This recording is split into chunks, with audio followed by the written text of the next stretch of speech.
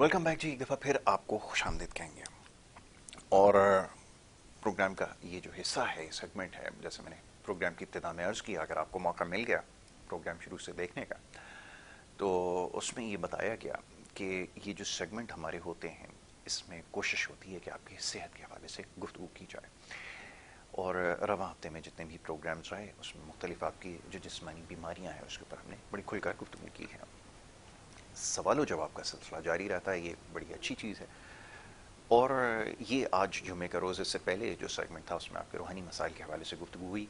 इस सेगमेंट में हमारी कोशिश होती है कि आपके जो नफ्सियाती मसाइल हैं इसके ऊपर बात की जाए। अब ये बड़ा करीबी मामला है, आपसे कुछ देर पहले भी ये बात हुई कि कुछ जगह रूहानी मामला नहीं थे तो वहाँ यकीनन कोई ना कोई नफ्सियाती मामला भी ज़रूर था। और नफ्सियाती मामला या नफ्सियाती कोई बीमारी अगर किसी को लाहक है तो उसके लिए इलाज की ज़रूरत है। हम अपने प्रोग्राम्स के ज़रिए कोशिश कर रहे हैं कि इस चीज़ को समझाया जाए कि नफ्सियाती बीमारी का इलाज करवाना बिल्कुल ऐसा ही है जैसे किसी भी जिस्मानी बीमारी का इलाज करवाना है। और उसमें जब आप किसी चीज़ में कोई महसूस नहीं, तो यकीनन नफ्सियाती मसाइल के लिए भी जब आपको इलाज की ज़रूरत है, जो कि बहुत सारे लोगों को है, तो इसमें भी किसी किस्म की कोई शर्म या आर नहीं होनी चाहिए। बहुत सारे लोग शुरू में जब हमने सिलसिला शुरू किया था तो इतने सवालात मौसूल नहीं होते थे, ताहम अब इस वक्त खुदा का शुक्र है कि लोग खुलकर सवालात भी कर रहे हैं और जानने की कोशिश भी कर रहे हैं मुख्तलिफ बीमारियों के हवाले से जो उनको दरपेश है, उसके ऊपर हम गुफ्तगू कर रहे हैं। बड़े ख़ास मेहमान आज हमारे साथ इस सेगमेंट में मौजूद होते हैं और उनसे हम बात करते हैं आपकी नफ्सियात के मसाइल के हवाले से, मुख्तलिफ नफ्सियाती बीमारियों के हवाले से। मौजूद मेहमान जनाब डॉक्टर शफीक यासीन, जो कि एक माहिर नफ्सियात हैं और पाकिस्तान से बाहर बहुत अरसे तक मुकीम रहे, मुख्तलिफ ममालिक में आपने अपनी खिदमत सर अंजाम दी और उसके बाद फिर पाकिस्तान तशरीफ़ लाए। पाकिस्तान में सिलसिले का आगाज़ किया शफीक यासीन हॉस्पिटल के नाम से, कराची में अपना हॉस्पिटल जो काफ़ी अरसे से काम कर रहा है, तो उसको ज्वाइन किया और फिर वहाँ पे नफ्सियात के हवाले से जो मामलात और मसाइल हैं उसके ऊपर काम करना शुरू किया। मुख्तलिफ़ किताबें भी आपने इंसान की नफ्सियात के हवाले से लिखी हैं और तहकीक का काम भी जारी है। तो जनाब डॉक्टर शफीक यासीन साहब सुबह के वक्त आज मौजूद हैं, उनको मैं खुशामदीद करता हूँ। डॉक्टर साहब, thank you so very much, बहुत शुक्रिया प्रोग्राम में वक्त देने के लिए। डॉक्टर साहब, बड़ी इंटरेस्टिंग डिस्कशन हमारी जारी थी सेगमेंट के शुरू होने से पहले, और बात हो रही थी, मैं आजकल जब देखता हूँ लोगों को सोशली, जब देखता हूँ सोशल मीडिया के ऊपर, जब देखता हूँ उनकी बातें जो वो अपने ख्यालात का इजहार करते हैं, उससे समझने की कोशिश करता हूँ कि यकीनन नफ्सियाती मसाइल का तो शिकार हम सब हैं।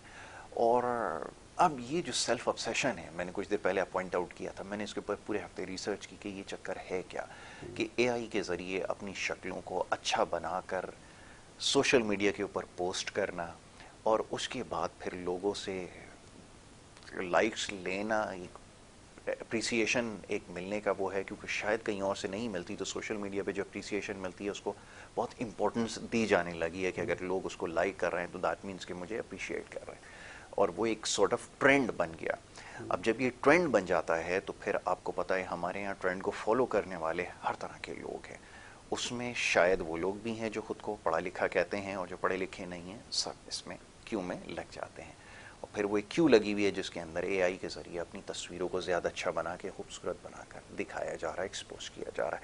ये मामला है क्या? फिर मैंने बड़ी रिसर्च की कि self obsession, narcissism, personality disorders, इसमें क्या है, कॉन्ट्रास्ट क्या है, क्या इसमें चीज़ें ऐसी हैं जो मिलती भी हैं? मैं चाहूँगा ज़रा इसके ऊपर थोड़ी सी बात की जाए कि क्यों ऐसे ट्रेंड्स जो हैं बहुत तेज़ी से जो है वो आगे बढ़ने लगते हैं और बहुत तेज़ी से सोशल मीडिया पे आजकल टॉप ट्रेंड बने हुए हैं। प्लीज़। गुड क्वेश्चन है, आपने अच्छी रिसर्च की है यहाँ से। आई एम रियली हैप्पी कि मुझे लग रहा है कि आप साइकेट्री की तरफ, नफ्सियात की तरफ ज़्यादा से ज़्यादा आपका रुझान पड़ रहा है। एंड आई होप कि ऑडियंस भी जो है ना वो भी इस कोशिश में लगी रहे कि वो भी समझने की कोशिश करे, पढ़े और सवाल पूछे, क्योंकि जैसे आपने बोला हम सब में नफ्सियात के इश्यूज़ होते हैं। हम की हर एक की पर्सनैलिटीज़ हैं अलग अलग।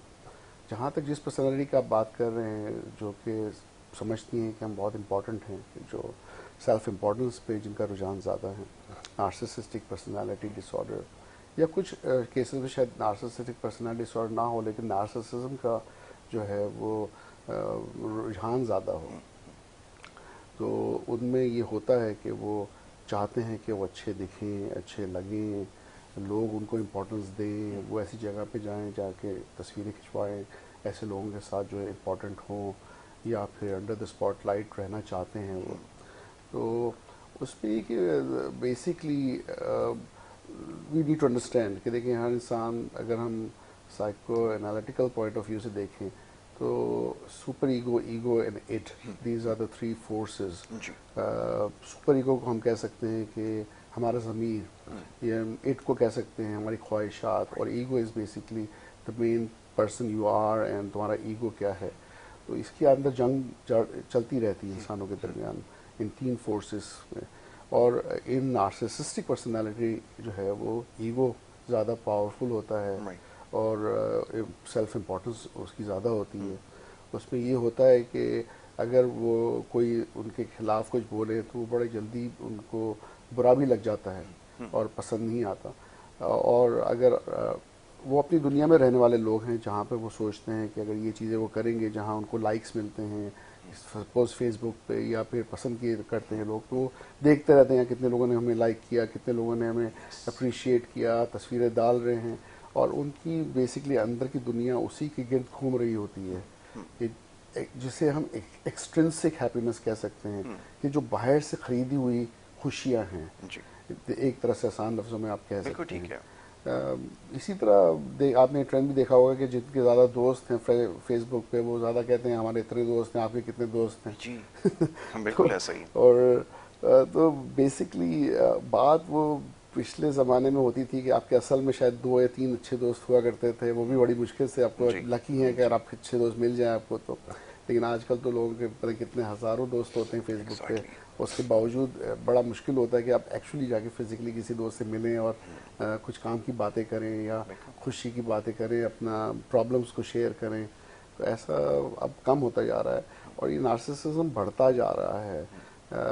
सोशल मीडिया ने जिस जगह पे हमें लगा दिया है, और जो जो एप्लीकेशंस और डिफरेंट हमें फोरम्स मिल रहे हैं, उस पे जो है ना लोग उस डगर पे चल गए हैं कि उस आइसोलेशन में ज़्यादा जा रहे हैं और बेसिकली उनके सोशल कॉन्टैक्ट्स जो हैं वो उनके लिए ज़्यादा इम्पोर्टेंट हो गए हैं, जो कि कई दफ़ा सिर्फ मीडिया के हद तक हैं, या फिर अगर वो जाते भी हैं तो ये सोच के जाते हैं कि हम ये तस्वीरें जो है ना किस तरह से सोशल मीडिया पे लगाएंगे तो हमें क्या इसके रिजल्ट्स मिलेंगे। अगेन ये ऐसी दौड़ है जिसके कोई इवेंचुअली ज़्यादा पॉजिटिव रिजल्ट्स नज़र नहीं आते, क्योंकि हम एकेडमिक से हट गए हैं, हम इंटेलेक्चुअल थिंकिंग से हट गए हैं, हम मॉरल एंड एथिकल जो है एरियाज़ के बारे में काम करने पे या उस पे सोचने से हट गए हैं। अपनी डेवलपमेंट और अपने मुल्क की और अपने आसपास लोगों की डेवलपमेंट और उनकी खुशियों से हटते जा रहे हैं। और मैं समझता हूँ कि ये नेगेटिव है कई कई कई हद तक। और जिस तरह से अपने माशी हालात पाकिस्तान के चल रहे हैं, इसमें तो और मसला ये है कि अनएम्प्लॉयमेंट बढ़ रहा है, लॉन्गेस्ट टाइम ज़्यादा है, और मैं समझता हूँ कि इस टाइम को और ज़ाया करना रादर देन कि अपनी डेवलपमेंट पे उसको इन्वेस्ट करना वो अच्छा नहीं है।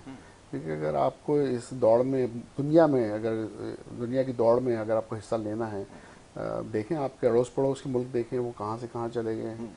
अब अगर मैं बाहर रहा हूँ काफ़ी अर्से और देखा है मैंने कि हमारे अड़ोस पड़ोस चाइना हो गया, दूसरे कंट्रीज़ हो गए, they are performing very well in terms of academic हैं, रिसर्च है, एजुकेशन है। और हम जो हैं अगर इसी दलदल में घुसते चले जाएंगे सोशल मीडिया के और अपने टाइम को सही यूटिलाइज नहीं करेंगे तो इवेंचुअली हम और पीछे की तरफ आएंगे, आगे की तरफ जाना मुश्किल हो जाएगा। बिल्कुल ठीक है, वेरी राइट। डॉक्टर साहब, मैं कुछ चीज़ों को सॉर्ट आउट करने की कोशिश कर रहा था। जब मैं लोगों से मिलता हूँ, उनसे पूछता हूँ उनके लाइफस्टाइल के बारे में, तो एक साहब से मेरी इस बारे में बात हुई। मैंने कहा आप क्यों रात को जल्दी नहीं सोते जब आपके साथ इतने सारे प्रॉब्लम्स हैं, एंड यू नो बेटर कि अगर आप जल्दी सोएंगे तो आपके मामला हल हो सकते हैं। आपको पता है ऐसा नहीं है कि आपको इस बारे में नहीं है। तो एक चीज़ सामने ये आई कि हम कोई चीज़ मिस नहीं करना चाहते, और फिर ये कि अपने आप से एक सवाल कि अगर इतनी जल्दी सो जाएंगे तो बहुत सारी चीज़ें शायद दुनिया में मिस कर देंगे। बहुत सारे लोगों ने इसकी कुछ इस तरह की लॉजिकल एक्सप्लेनेशन दी है कि मरने के बाद शायद हमने सो जाना है, तो हमें वी डोंट नीड कि हम रात को टाइम ज़ाया करें। कुछ इस तरह के भी आइडियाज़ मैंने लोगों से लिए हैं। इसी तरह जब मैं ये जो नशे के आदी लोग हैं, कुछ जो ये मावा गुटखा और इस तरह की जो चीज़ें इस्तेमाल करते हैं, मैंने उनको पूछा कि अगर आपको पता है कि ये ख़तरनाक है और आपको ये भी अंदाज़ा है कि आपको कैंसर की तरफ लेकर जा रहा है, तो आपको क्यों नहीं कर रहा है? तो उनके पास भी कुछ इसी तरह के जवाबात होते हैं। तो ये जो हम अपने आप को खुद डिसीव करने की कोशिश कर रहे हैं या किसी होश में हमने अपने आप को खुद रखा हुआ है, क्या इसका ऐसा हो सकता है आउटकम कि यही निकले कि कुछ भी ना और मामला चलता रहे? क्योंकि नुकसानात तो हो रहे हैं। पहले तो मैं चाहूँगा ज़रा इसको एक्सप्लेन करें कि ये फीलिंग क्या है। दूसरी कि वैनिटी के हवाले से मैं देख रहा था, आपको बताया मैंने कुछ देर पहले, वैनिटी इंसैनिटी एक बहुत मशहूर एक आर्टिकल छपा था जिसके अंदर हॉलीवुड के जो बड़े बड़े लोग थे, जब वो मेडिकल प्रोसीजर्स गो थ्रू करते थे, कॉस्मेटिक सर्जरीज कर रहे थे, तो उनके फॉलोअर्स उस लाइन पे लग गए थे। आज मैं हमारे यहाँ वो राइजिंग ट्रेंड देख रहा हूँ ख़तरनाक हद तक कि वो वाइटनेस के लिए भी ट्रीटमेंट करवाई जा रही है, बालों के लिए अजीब अजीब ट्रीटमेंट्स हो रही हैं, इतनी हार्श और रेडिकल ट्रीटमेंट्स हो रही है कि it's more harmful than ECT. अच्छा, हार्मफुल तो नहीं मैं ईसीटी को कहूँगा, बट ये वो इतनी ख़तरनाक ट्रीटमेंट कर रहे हैं और इतनी क्रिटिकल ट्रीटमेंट को गो थ्रू कर रहे हैं कि आई कैन इवन इमेजिन कि वो अगर आपको किसी पहाड़ से अगर कूदने का कहा जाए वो ज़्यादा ईजी होगा रादर, बट वो रिस्क टेकर बने हुए हैं। ये क्या फीलिंग है? मैं चाहूँगा ज़रा इसको थोड़ा एक्सप्लेन करें। दो सवाल आपके जी, मुझे समझ आ रहे हैं। एक तो ये कि जैसे कि आपने मीडिया में बात की, आई थिंक फर्स्ट थिंग मेरे पास जम करके जो आई वो माइकल जैक्सन की एग्जांपल आई। यस यस, कि उसने डार्क उसकी स्किन टोन से वो वाइट की तरफ आया, नाक और सर्जिकल उसने बहुत से प्रोसीजर्स कराए over long period of time. और ये नहीं, बाकी बहुत से एक्टर्स, और अब तो ये रुझान आई थिंक कोरिया में भी और डिफरेंट जिस जाके सर्जिकल प्रोसीजर कराना, नाक सर्जरीज कराना, ये बढ़ता चला जा रहा है। हमारे पाकिस्तान में आई थिंक बहुत से एक्टर्स हैं जिन्होंने ऐसी बिल्कुल सब सारे सर्जरीज इसके कराई अंदर हुई हैं, शामिल हैं। चाहे वो लिप्स की हो चाहे नोज़ की हो, फीमेल ज़्यादा और कुछ मेल्स भी। बात यही है ना कि are we happy with our looks जो अल्लाह ताला ने हमें दिया है, उससे क्या हम खुश नहीं हैं? मुझे बचपन से लोग ये कहते रहे तुम्हारी आंखें बहुत छोटी हैं, मैंने कहा मुझे अपनी आंखें बहुत पसंद हैं। वो कहेंगे जी तुम थोड़े से गोरे हो, तुम नीली कॉन्टैक्ट लेंस लगाओगे तो गोरे लगोगे ज़्यादा। मैंने कहा यार मैं क्यों लगाऊँ, मुझे अपनी काली आंखें बहुत पसंद है। ठीक है। तो बात ये है कि अल्लाह ताला ने जो आपको दिया है ना, अगर आप उससे खुश हैं तो I think that makes a big difference, क्योंकि आप अंदर से खुश हैं तो वो चीज़ें आपके चेहरे पे आती हैं। सेकंड, अगर आप कॉन्फिडेंट हैं कि your looks are good enough तो वो कॉन्फिडेंस आपके चेहरे पे आता है। थर्ड, अगर आपकी एजुकेशन है और आप अच्छी एजुकेशन लेते हैं और आपकी सोचें जो हैं अच्छी पॉजिटिव हैं, बहुत अच्छी बात। तो आई थिंक वो आपकी पर्सनालिटी। और मैंने देखा है कि पिछले ज़माने के साइंटिस्ट को आप देखें, शक्लें बहुत ऑर्डिनरी होती थी लेकिन दे हैव पर्सनालिटी, उनको देखने का दिल चाहता था। फिर आप देखें उनकी आंखों में एक अट्रैक्शन होती थी, उनके फेस में ऐसा एक इम्प्रेशन होता था कि आप लगता था कि आप देखते रहें, चाहे उनके सामने कोई और हो जो इसके नाक और आँखें और बड़े अच्छे बैलेंस्ड हो, लेकिन पर्सनालिटी मेक्स अ डिफरेंस। और बात ये कि अल्लाह ताला ने जो भी आपको दिया है वो आप यूटिलाइज नहीं कर रहे, उस पर आप खुश नहीं हैं।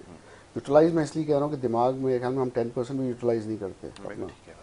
और आई थिंक अगर हम उसको ही यूज़ करें और उससे हमारी पर्सनालिटी डेवलप हो, will be much better looking. एक तो ये, दूसरा ये कि अगर हम ऑल ओवर द वर्ल्ड देखते हैं, जहाँ मैं बाहर गया हूँ वेस्ट में, वो टेन करते हैं अपनी स्किन और डार्क होना प्रेफर करते हैं, कहते हैं हमें डार्क स्किन पसंद है। यहाँ पे हम गोरा होना चाहते हैं। अच्छा, अब देखा गया तो ब्लैक ब्यूटी को देखते हैं अफ्रीकन, उस पर तो वो कहते हैं वो दैट्स अ ब्यूटी।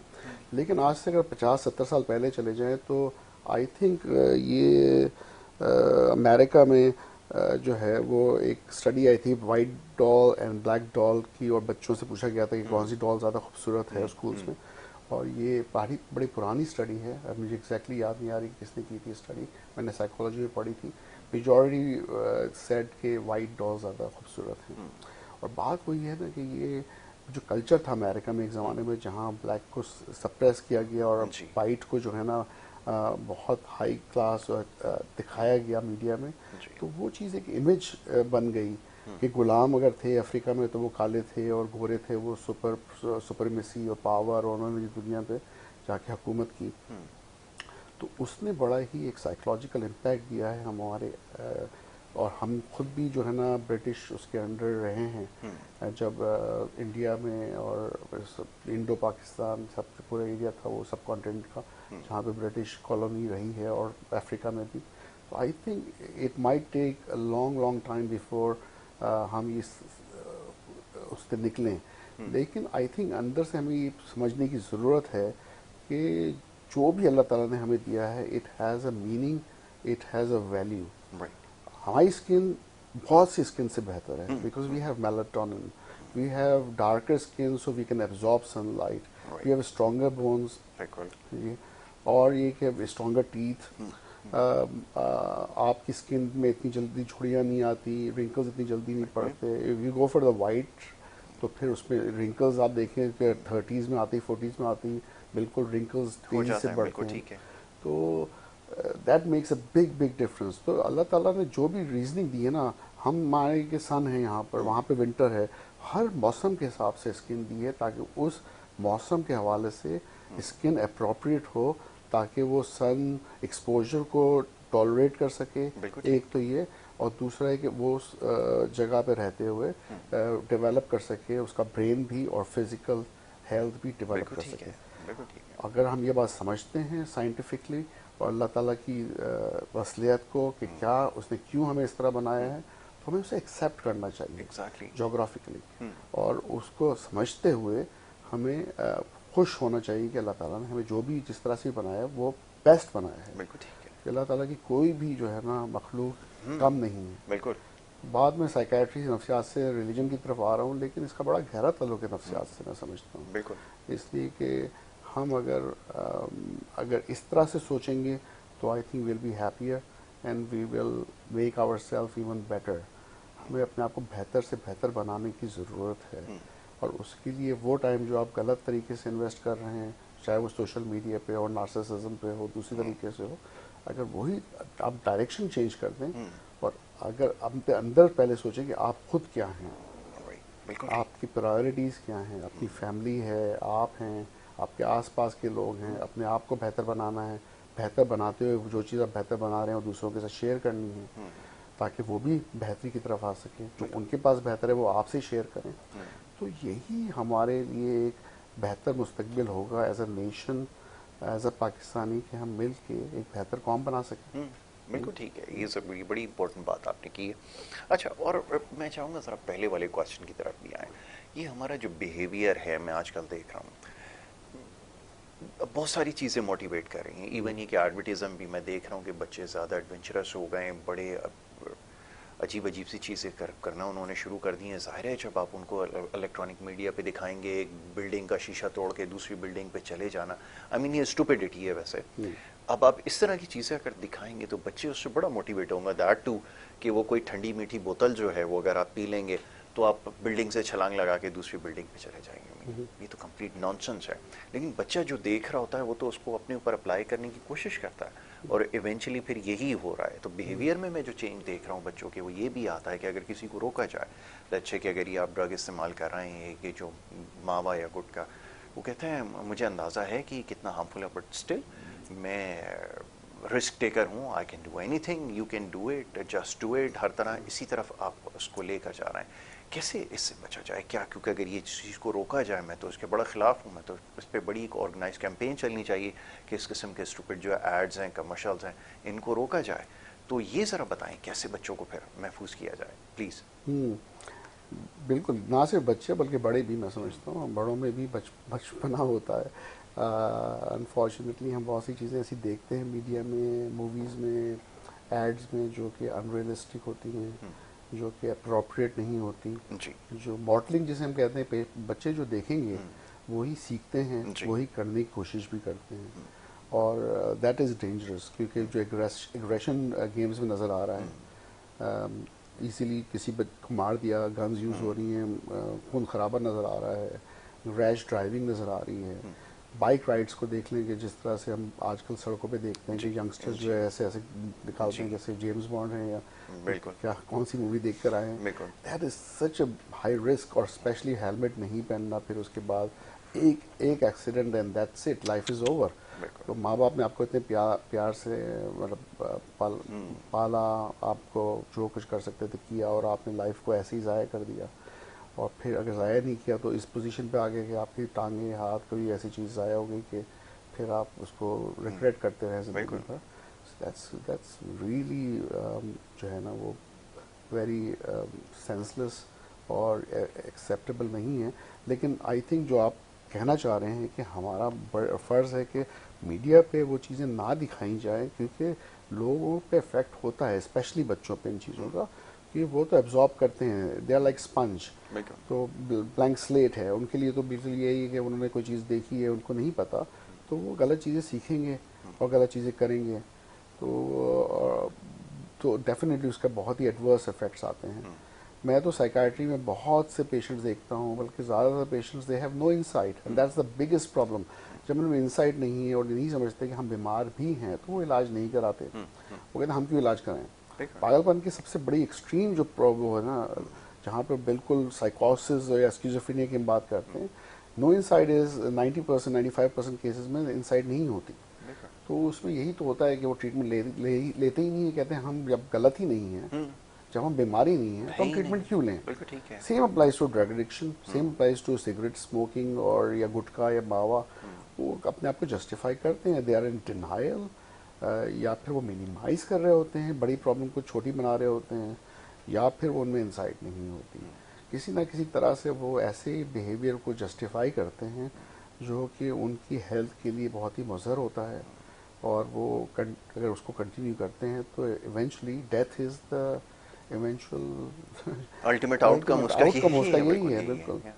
तो विच इज़ सैड, क्योंकि हमें वो चीज़ें दिखानी चाहिए, मीडिया में क्लियरली दिखानी चाहिए और बतानी चाहिए कि ये चीज़ें गलत हैं। अब एक ज़माना था जब एग्जैक्टली दिखाई जाती थी कि जो सिगरेट पीता होता है हीरो, अभी भी दिखाते हैं, और नीचे एक छोटा सा आ जाता है कि सिगरेट स्मोकिंग जो है ना वो इंजूरियस टू हेल्थ, जिसको पढ़ना मुश्किल हो जाता है। लेकिन एक्चुअली जो आ रहे हैं, जो भी एक्टर और सिगरेट पीता हुआ आ रहा है और जाके 2-4 गुंडों को मार के गिराता है, तो लोगों का इंप्रेशन आप यही दे रहे हैं कि भाई ये तो बहादुर इंसान की निशानी, एक हीरो की निशानी है कि भाई वो सिगरेट स्मोक कर रहा है, तो हम भी इस तरह का स्टाइल मारते हैं ताकि शायद कुछ लड़के ही इम्प्रेस हो जाए कि दिमाग में क्या चल रहा है।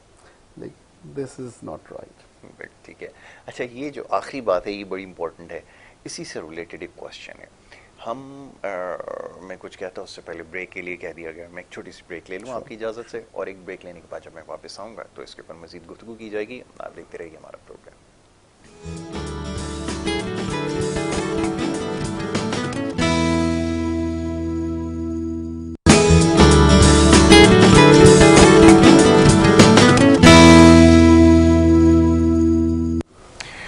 वेलकम बैक जी। एक दफ़ा फिर आपको खुशामदीद कहेंगे, और ब्रेक पे जाने से पहले जी गुफ्तगू जारी थी, और डॉक्टर शफीक यासीन साहब है विद अस, बड़ी अच्छी गुफ्तगू कर रहे थे, जो मुख्तलिफ़ किस्म के आज का जो ट्रेंड्स हैं उसके ऊपर मैं बात कर रहा था, और ह्यूमन बिहेवियर के ऊपर बात हो रही थी। बिहेवियर हमारा जो है आपको पता है बहुत ज़्यादा फ्रस्ट्रेशन का शिकार है, और ये फ्रस्ट्रेशन कुछ केसेस के अंदर इस हद तक चली जाती है कि हमें सुसाइडल थॉट्स आना शुरू हो जाते हैं, यानी कि हम खुद से अपनी जान लेने की कोशिश कर रहे हैं। ये तो खैर एक एक्सट्रीम पोजीशन है, अल्लाह ना करे ऐसी कोई सिचुएशन हो, बट ये भी याद रखिए कि अगर कोई किस तरह की अटैम्प्ट करता है, या अगर कोई ऐसा ख्याल रखता है आपकी सराउंडिंग में अगर कोई है, तो आप उसको डॉक्टर के पास ज़रूर लेके जाएं। ये बिल्कुल ट्रीटेबल है, और जिस किस्म की फ्रस्ट्रेशन हमारे यहाँ पाई जाती है, अभी कुछ देर पहले मैं एक फ्रस्ट्रेशन का तस्करा कर रहा था, तो डॉक्टर साहब से चाहूँगा ज़रा इसको एक्सप्लेन करें कि ना घर पे आपके पानी है, ना लाइट है, ना गैस आ रही है इस वक्त तो सर्दियों के अंदर पंजाब के अंदर। अब तो खैर अल्हम्दुलिल्लाह पूरे पाकिस्तान में ही गैस नहीं है, लेकिन ये कि पंजाब के अंदर और दीगर इलाकों में तो ज़्यादा प्रॉब्लम, बहुत ज़्यादा लोग फ्रस्ट्रेशन का शिकार हैं। डॉक्टर साहब फिर क्या करें ऐसी सिचुएशन के अंदर जब कोई उनके पास रास्ता ना हो, प्लीज़।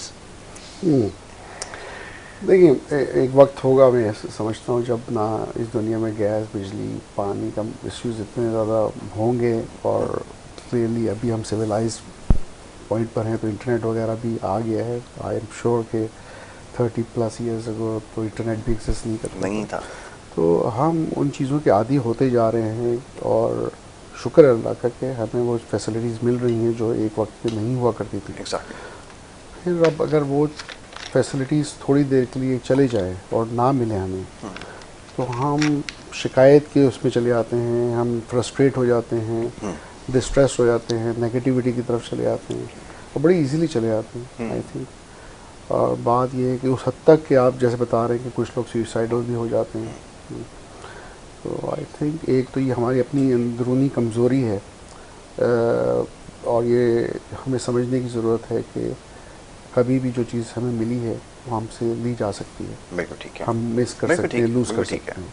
और इसमें उस टाइम पे हमें क्या ऑल्टरनेट चीज़ें सोचनी हैं या करनी है या अपने आप को डिस्ट्रैक्ट करना है ताकि हम नेगेटिविटी की तरफ ना जाएं, उस टाइम को अच्छी तरह से यूटिलाइज़ करें और कोशिश करें कि फ्रस्ट्रेट ज़्यादा ना हो। एक तो ये, दूसरा ये कि definitely it's always a moment कि जब आप इतने फ्रस्ट्रेट होते हैं कि आप सुसाइड में चले जाते हैं और अचानक से डिप आता है ना, अगर ग्रेजुअल जा रहे हैं तो इट्स अ स्लाइड, लेकिन अगर डिप आता है और अचानक से आप रीजनेबल मूड से सुसाइड की तरफ चले जाते हैं तो यूजुअली इट्स अ मोमेंट, और फिर आपको उस मोमेंट से निकलना है किसी तरह से, चाहे वो बहुत प्यार आपके करीबी दोस्त हों या आपके पेरेंट्स हों या भाई बहन हों या जिससे भी आप कन्फाइड कर सकते हैं, आप अपने आप को शेयर कर सकते हैं अपनी प्रॉब्लम्स, उससे आपको शेयर करनी है, डिस्कस करनी है, बात करनी है। बात करने से वेंटिलेट आउट होता है, इंसान हल्का होता है।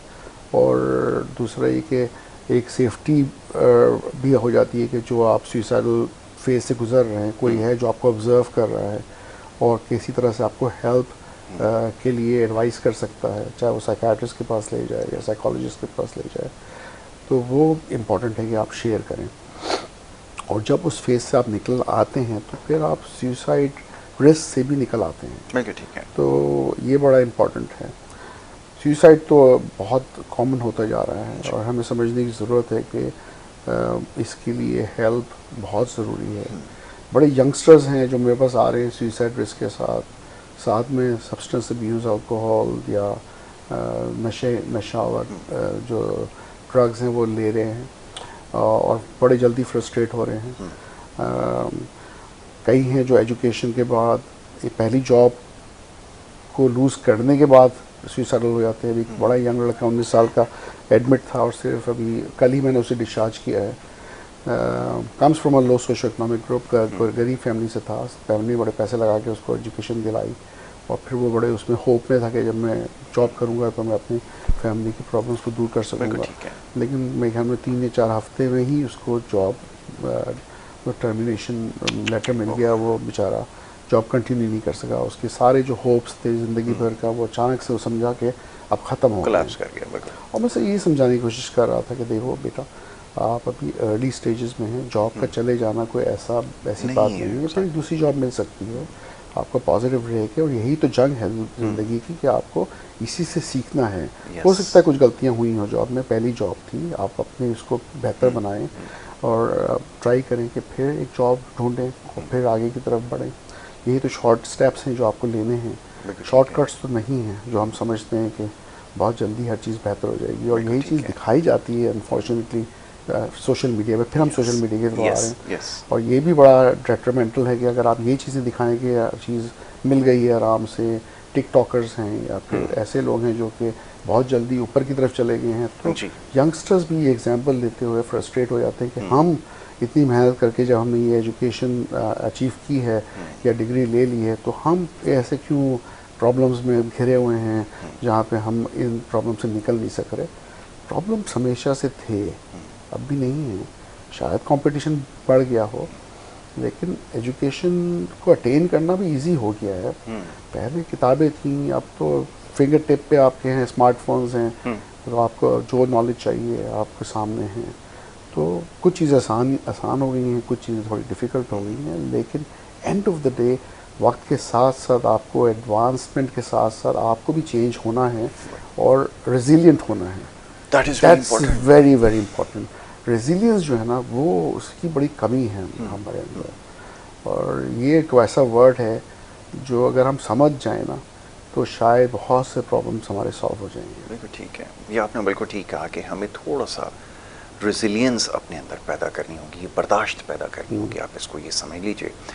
और उसके साथ साथ तहम्मुल मिजाजी का मुजाहरा करना बहुत ज़रूरी है। यकीनन जिस सोसाइटी में हम रहते हैं इस मुल्क में, वहाँ पे जो कुछ होता है हमारे साथ, हम सड़क पर जाते हैं, गाड़ियाँ जिस तरह चलती हैं, एक दूसरे को ओवरटेक करने की कोशिश करते हैं, इसके अलावा भी बहुत कुछ होता है, नहीं इसका तस्करा कर सकता, एक दूसरे को हाथ के इशारे दिखा रहे होते हैं और इस तरह का हॉर्न दे रहे होते हैं अननेसेसरी। तो ये सारी चीज़ें जो हैं वो हमारे अंदर ये सारी चीज़ें पैदा करती हैं। फिर जो जाकर हम घर में हमारा बिहेवियर होता है वो बिल्कुल नेचुरल है कि जब ये सब कुछ हम बर्दाश्त करेंगे, और बर्दाश्त करने के अलावा ज़ाहिर हमारे असाब के ऊपर सवार भी होता है। जब घर जाते हैं तो फिर इवेंचुअली यही होता है कि फिर हम बच्चों के साथ और घर वालों के साथ फिर इसके जो है वो जो फ्रस्ट्रेशन है वो वहाँ पर निकालते हैं। इसको ओवरकम करने की ज़रूरत है, रेजिलियंस पैदा करने की, यानी कि इस मोमेंट पे जैसा भी कुछ देर पहले बात हो रही थी कि अगर किस तरह के थॉट्स आते हैं उस मोमेंट से एक लम्हे के लिए बाहर आ जाएं। ये अमूमन ये किया जाता है कि बहुत ज़्यादा किसी मुश्किल सिचुएशन के अंदर हो या कोई पज़ल आपसे अगर सॉल्व नहीं हो रहा, आप उसको छोड़ के दूसरी तरफ चले जाएं। हमारे टीचर बताया करते थे अगर कोई सब्जेक्ट ऐसा है आपको नहीं आप एब्जॉर्ब कर पा रहे, अगर आपको नहीं उस वक्त समझ में आ रहा, उसको छोड़ के किसी और सब्जेक्ट की तरफ चले जाएं, राइट वे आपको उसका आंसर मिल जाएगा। क्या टेक्निक इस्तेमाल हो सकती है? अब ज़रा हम करते हैं रेमेडीज़ के ऊपर बात करते हैं कि किया कैसे जाए। लेकिन दैट इज़ वेरी इंपॉर्टेंट। लोग कहेंगे पॉइंट आउट तो कर दिया, हमें भी पता है ये सब कुछ हो रहा है, बट कैसे इसको ओवरकम करें, ये ज़रा हमारे लिए जानना इंटरेस्टिंग होगा प्लीज़। नेचर हमें बहुत चीज़ें सिखाती है, मैं समझता हूँ, और अगर आप नेचर से दूर होते हैं ना तो आप उस टीचिंग से भी दूर हो जाते हैं जो नेचर हमें सिखा रही है।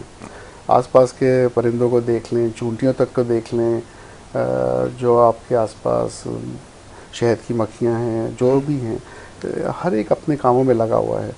जब आप ट्रैफिक से आते हैं जहाँ पर आपके पीछे लाइटें मार रही कोई गाड़ी और आपको ओवरटेक कर रही है और आपको पता है आगे तक सड़क ब्लॉक है, और इवेंचुअली वो अगर आपको ओवरटेक कर भी लेती है तो वो आगे कहाँ तक चलेगी गाड़ी। और मुझे वही नज़र आता है कि वो अहमकाना ही हरकत थी कि उसने इतनी मेहनत की और आगे गाड़ी ले भी गया, लेकिन फंसा हुआ आगे जाके। फिर ठीक है, आप घर आके देखें तो वही बात चूंटियों की हो रही थी। चूंटियों की कतार अगर आप गौर से देखें, जो अपने से ज़्यादा वज़न उठाती है और कतार में चल रही होती है, उनका डिसिप्लिन, और कभी आपने देखा कि वो एक दूसरे पे गुस्सा कर रही हैं या एक दूसरे को ओवरटेक करने की कोशिश कर रही है। तो आप अल्लाह ताला ने जो छोटी छोटी मखलूक भी बनाई है ना, वो एक डिसिप्लिन से, ऑर्गेनाइजेशन से चल रही है। मैंने कभी चिड़ियों को और इनको आपस में एक दूसरे पे गुस्सा करते नहीं देखा, वो चहकती रहती है एक टहनी से दूसरी टहनी पे। तो हर उसका मकसद है। अल्लाह ताला ने हमें अशरफुल मखलूक़ात बनाया है, और मैं समझता हूँ, हम समझते हैं कि हम बाकी मखलूकों से बेहतर हैं। तो आई थिंक नेचर से हमें अगर टच में रहते हुए कई चीज़ें सीखने को मिलती हैं, वो हमें सीखनी चाहिए। देन इट्स ऑलवेज अबाउट कि जो आप नेचर की तरफ आते हैं तो आपको काम और अच्छी सुकून की फीलिंग मिलती है, जो कि इम्पॉर्टेंट है। डिस्ट्रेस, डिप्रेशन, एंजाइटी, इसमें अगर आप नेचर को के करीब आते हैं, अपने आप को फिज़िकल एक्टिविटीज़ में इन्वॉल्व करते हैं, तो बड़ा अच्छा एक्सरसाइज में इन्वॉल्व करते हैं तो आपको बड़ा पॉजिटिव रिस्पॉन्स मिलता है।